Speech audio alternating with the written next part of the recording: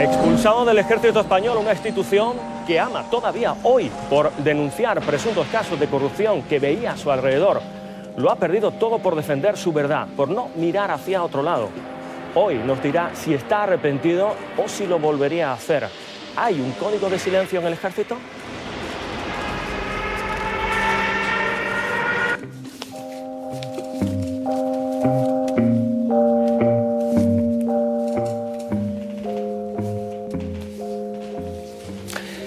Luis Gonzalo Segura, muchísimas gracias por estar aquí.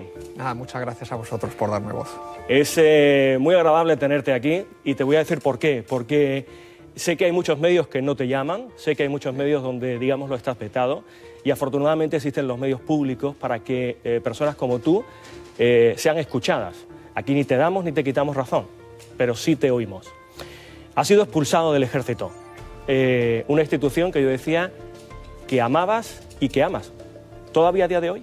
Sí, por supuesto, eso es algo que no ha cambiado nunca, ¿no? Por encima de todo lo que yo denuncio, sé que muchas veces ha querido malinterpretar y decir que yo estoy atacando al ejército, pero bueno, es un poco contradictorio. Si llevo 13 años en el ejército y me estoy gastando un dineral en intentar conseguir que me readmitan, ¿qué sentido tiene el esforzarse tanto por volver a una institución que se supone que odias o que la gente dice que odio, ¿no? El Tribunal Supremo definitivamente te expulsa del ejército. ¿Por qué? Básicamente por indisciplina. Ellos entienden que mi postura de denunciar los acosos, los abusos, los privilegios, las corruptelas que hay dentro del ejército. No olvidemos el Jack 42, que murieron 75 personas y se debió en una partida muy importante a la corrupción, ¿no? Entonces, ellos dicen que es indisciplinado que yo me haya comportado así, pero me parece que es un disparate, entre otras cosas porque dicen que cuando el teniente general Mena amenazó a la sociedad con un golpe de Estado, algo que aquí en Andalucía se conoce bien, bueno, pues que ese episodio fue mucho más leve que el hecho de que yo saliera en televisión denunciando, bueno, pues que en las Fuerzas Armadas hay malas prácticas, y creo que ese es un error que va a tapar, va a silenciar a muchos militares. ¿Qué se ha hecho con esas denuncias que tú decías en el libro y no por las que te han expulsado, Sí. porque te han expulsado por indisciplina? Pero esas denuncias, ¿qué ha pasado con esas denuncias? Nada, en general no se investiga, pero bueno, estamos en una institución, para que nos hagamos una idea, en la que hay un capitán que agredió sexualmente a 28 reclutas y sigue siendo militar. Tenemos a militares, altos mandos militares, condenados por acoso sexual, por agresión sexual, por intento de violación, por malversación, por fraude, por robo, y siguen siendo militares. Sin embargo, el que denuncia que todo eso debería dejar de suceder, la han expulsado. Entonces, básicamente, ni han hecho nada, ni además tienen la más mínima intención de hacer nada, ¿no?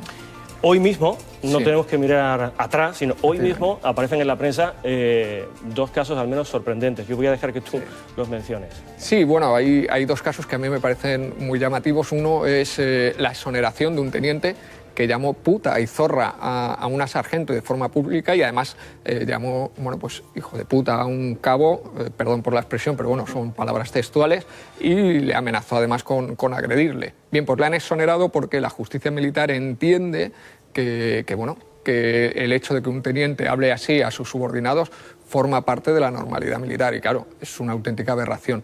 Por otro lado, hoy hemos sabido también que las Fuerzas Armadas han destinado 21 millones de euros a las residencias, las piscinas, las pistas de tenis, etcétera, ¿no? Al recreo sobre todo de los oficiales de clubes, además, en los que no puede acceder cualquiera, ¿no?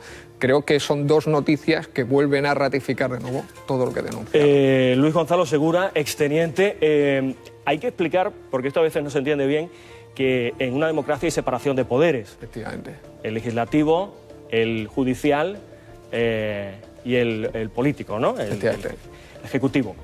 Sin embargo, en el ejército la justicia militar es propia de los militares. Sí, efectivamente. Además, eso es algo que yo he estado pidiendo y que, bueno, cualquiera que lo analice, lo único que estamos diciendo es, oiga, en lugar de que la justicia militar sea impartida por militares, que la justicia militar sea impartida por jueces civiles, que forme un área más dentro de la judicatura. Creo que no es nada realmente tan subversivo como muchas veces dicen que soy, ¿no? Otra de las peticiones que se hacen es, oiga, en lugar de controlar nosotros nuestros propios gastos los militares, que nos los controle el Ministerio de Hacienda. Al final es algo que creo que es muy sencillo. Oiga, la justicia al Ministerio de Justicia, los controles y las auditorías al Ministerio de Hacienda. Es decir, es una separación de poderes lógica.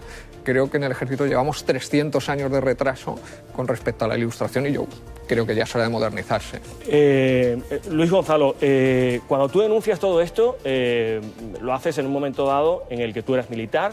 Además, hay poca gente que sabe, y yo me voy a permitir decirlo, que tu familia, al menos tu abuelo, es un militar de mucho peso. Por lo tanto, eres, digamos, miembro de la familia militar. Cuando lo denuncias, ¿qué te decían tus compañeros?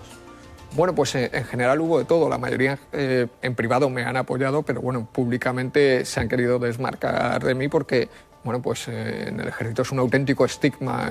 Incluso el leer cualquiera de los libros, tanto Un paso al frente como Código Rojo dentro del ámbito militar, ha llegado incluso a ser sancionado. Entonces, bueno, en este ambiente es muy complejo. Y en general incluso es algo difícil de entender hasta para las familias, porque al final tu propia familia dice, bueno, ¿por qué estás haciendo esto? Si vas a perder tu trabajo, no tiene sentido, ¿no? Es algo muy difícil de explicar. Quiero que veas, estuviste aquí hace 2 años, tuvimos una conversación como esta. Quiero que veas algo y que la escuches sobre todo. ¿Te arrepientes ahora de eso? Porque estás viviendo un calvario, la verdad. No, no me arrepiento. No, ha sido muy duro. Quiero decir, a mí hay gente que está a favor de lo que estoy haciendo, pero hay mucha gente que está en contra, ¿no? A mí me han zarandeado, me insultan por las redes sociales, me han llegado a escupir. Eso es una acción muy violenta. Hay un medio de comunicación que ha publicado una noticia mía difamándome y yo los he denunciado, ¿no? Me han tachado incluso de acosador sexual. Entonces esto es algo muy duro, ¿no? Que uno tiene que vivir, ¿no? Pero no me arrepiento, ni me arrepiento a pesar de los 140 días que he estado encerrado, de que me hayan prohibido hablar con soldados, de que se hayan violado todos mis derechos humanos. No me arrepiento, he hecho lo que tenía que hacer y sé que me van a despedir. De hecho, tengo una propuesta de expulsión por una carta novelada de un personaje del libro a otro personaje del libro, que esto ya no estamos hablando de la libertad de expresión, sino hablamos de la libertad de creación literaria, que eso ya es el no va más, ¿no? Pero bueno, lo asumo. 2 años después, se cumplió, te han echado. ¿Estás arrepentido ahora? No, he pasado momentos muy malos y paso momentos complejos porque además los denunciantes de corrupción estamos estigmatizados. Es decir, yo ahora voy a una empresa a que me contrate y no me va a contratar jamás porque, primero, tiene miedo de que yo pueda destapar algo a lo mejor dentro de su empresa y, segundo, casi todas las empresas tienen pues vínculos con el Estado, contrataciones, etcétera. Entonces, somos personas molestas. Entonces, a pesar de todo eso, no me arrepiento, ¿no? Lo que me arrepiento sobre todo es de no haberlo hecho antes. Lo que pasa es que el camino es muy duro, ¿no? Muy duro. ¿Te ves como un bicho raro? Es decir, ¿tus compañeros no te han dicho alguna vez aquello de tú cobras al final de mes, déjate de historia, mira para otro lado y déjate de... ¿No te lo han dicho alguna vez? Sí, efectivamente, y la familia y realmente todo, y yo mismo me lo he dicho alguna vez, ¿no? Al final, pues cuando te ves a lo mejor que no llegas a final de mes, que la estás pasando, que estás pasando una situación realmente dramática por denunciar todo esto, joder, sí que te dices, en el fondo, joder, pues cállate y ya está. De hecho, incluso a día de hoy me ofrecen el callarme, el desaparecer de todos los medios de comunicación y el atender positivamente algunos de los recursos que todavía hay pendientes. Porque tú ahora mismo, ¿de qué estás viviendo? Yo vivo ahora mismo sobre todo de las ventas del libro Código Rojo, que hago presentaciones en diferentes lugares y básicamente de eso y de alguna publicación que consigo hacer en algún medio de comunicación y poco más, porque para nosotros, para los denunciantes de corrupción, no solo perdemos el presente, sino que perdemos una el ley, futuro. Además, ¿no? Sí, estamos trabajando para que los que vienen detrás se encuentren por lo menos con una ley que les proteja. No puede ser que alguien por denunciar corrupción o abusos o privilegios o malas prácticas pierdan su puesto de trabajo. Eso es algo inadmisible, porque entonces lo que estamos generando es que los ciudadanos tengan miedo. Y un ciudadano, creo que en un Estado de Derecho, no puede tener miedo a denunciar aquello que considera que está mal. La institución del Ejército tiene, digamos, por lema el honor y la lealtad. Son términos, a lo mejor, en este caso, contradictorios, ¿no? Sí, efectivamente. Porque se puede ser leal a alguien que es corrupto. Claro, esa es quizás es la mayor complejidad que tienen los militares, ¿no? Porque al final tienen que cumplir las órdenes por encima de todo. Y es un poco la paradoja del investigador investigado. En este caso, claro, si un alto mando te dice que tienes que callar, tienes que cumplir esa orden, pero claro, cuando tienes que callar sobre una corruptela o tienes que callar sobre una agresión, un abuso, ¿qué haces? Es una institución a la que antes, cuando existía la mili, si es que alguien ha hecho la mili, por ejemplo como yo, sí que se tenía acceso y era abierta al mundo civil, porque todo el mundo pasaba por un tiempo por allá. y bueno, y se veían cosas, cosas muy buenas y algunas no tan buenas, ¿no? A lo mejor hasta cosas, digamos, de poca monta, ¿no? Pero los que vivís ahí dentro, o los que habéis vivido, por supuesto que no todo el mundo es igual, hasta ahí podemos llegar. Pero ¿es una institución anacrónica? Sí, tal y como está diseñada en España. Sí, absolutamente. Además, yo no estoy en contra del ejército, creo que eso debe de quedar claro. Yo quiero un ejército más moderno. Por poner un ejemplo, 9 de los últimos 10 expertos en explosivos, y por tener en cuenta nada más que el Líbano, que ha sido una de las misiones en las que menos explosivos se han desactivado más de 4.500, bien, pues 9 de esos últimos 10 expertos en explosivos los hemos matado nosotros, con nuestras minas en mal estado. Oiga, esto no puede seguir sucediendo. Es decir, que el enemigo, con toda su maldad, solo consiga bueno, pues asesinar a uno de nuestros militares y nosotros, bueno, pues terminemos con 9. Eso no puede ser. Ahí tenemos el Yak 42, pero es que hay muchos más casos, hay muchos más Yak 42 en las Fuerzas Armadas. ¿Hay violencia de género en el ejército según tu experiencia? Por supuesto, no tenemos nada más que ver a la sentencia, la resolución judicial de hoy de un teniente, bueno, pues llamando puta y zorra a una sargento y que eso ha quedado absolutamente, bueno, pues sin sanción. Pero es que además tenemos el caso que he comentado antes de un capitán que agredió sexualmente a 28 reclutas, que fue condenado por ello y que sigue siendo militar.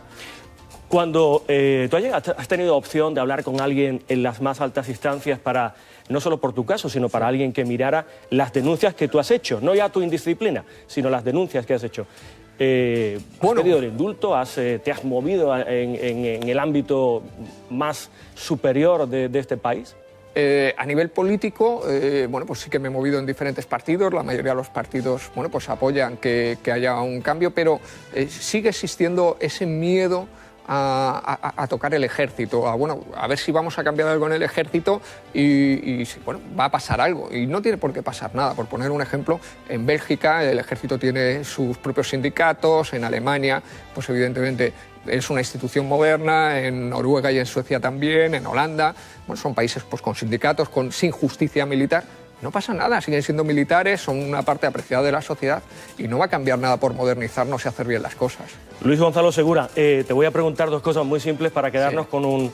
¿qué va a pasar en el futuro, según tú, a ti? Es decir, que hace 2 años hiciste una buena predicción. ¿Qué te va a pasar ahora? ¿Has recurrido? Sí, he recurrido, estoy en el Tribunal Constitucional, seguramente, bueno, con toda seguridad el Tribunal Constitucional no va a hacer absolutamente nada, entre otras cosas porque el Tribunal Constitucional solo admite menos de un 2% de las solicitudes que recibe, con lo cual evidentemente no me va a dar amparo y si me da amparo va a ser pues para jugar al juego político de retener esa resolución durante 1 año o 3 años y retrasar mi proceso a Europa. Entonces al final iré a Europa y estoy casi convencido que en Europa, bueno, pues este caso se va a ganar y es obvio que mientras que no se demuestre que lo que he dicho es falso, y eso solo se puede demostrar con una auditoría que no van a hacer jamás porque tienen miedo a lo que salga, bueno, pues creo que me van a dar la razón y volveré a ser militar. Por cierto, siendo civil como es ahora, sí. ¿Te han denunciado por las calumnias, se supone, si lo son? Claro, efectivamente, no. Esa es una de las grandes contradicciones. Sobre todo la resolución judicial decía claro, que yo he insultado y he ofendido al ejército. Y claro, mi pregunta es, bueno, sigo hablando de lo mismo que hablaba hace 1 año y medio, ahora soy civil, oiga, denúncieme usted en un juzgado y entonces, bueno, pues se demostrará si les estoy insultando o no. Pero claro, tienen mucho miedo a que salgan todas esas pruebas, tienen mucho miedo a que demuestre que es cierto lo que yo denuncio, porque esto es muy importante. Jamás se me ha condenado, ni siquiera se me ha denunciado por falsa denuncia, valga la redundancia. Y esto yo creo que es el matiz que cambia un poco todo, ¿no? Nunca se te ha condenado por algo que has dicho y que no sea, que se haya comprobado que sea mentira. Por cierto, en los dos extremos de la balanza, ¿qué es lo más chusco que te has encontrado como corrupción, según tú, obviamente, y lo más grave? Bueno, lo más chusco, la gasolina. Creo que eso es un clásico, ¿no? La gasolina y la comida, ¿no? Los chuscos de pan, eso es el día a día. Lo más grave es cuando hice el inventario de material informático y descubrí que, además quedó documentado, que en el 85% de las unidades del Ejército de Tierra había desfases, contabilidad paralela. Creo que esto demuestra hasta qué punto tenemos un problema estructural dentro de las Fuerzas Armadas. Pues Luis Gonzalo Segura, has hecho una predicción. Esperamos verte aquí dentro de unos años, o menos, quizá, con lo que decida la justicia. Y te agradecemos que hayas estado aquí. Te agradecemos mucho que sigas luchando por lo que crees que es verdad y sobre todo porque te dejen hablar, fundamentalmente. A vosotros y a ti por darme voz, muy importante. Pues muchas gracias, quédate con nosotros si quieres, porque hay un... ¿Dónde vamos, Jerónimo? Aquí, venga. Hay un encuentro esta semana, que podría ser el título o el encuentro, podría ser el título de una corrida de toros, ¿verdad? O incluso de una película. La van a protagonizar dos hermanos cordobeses, dos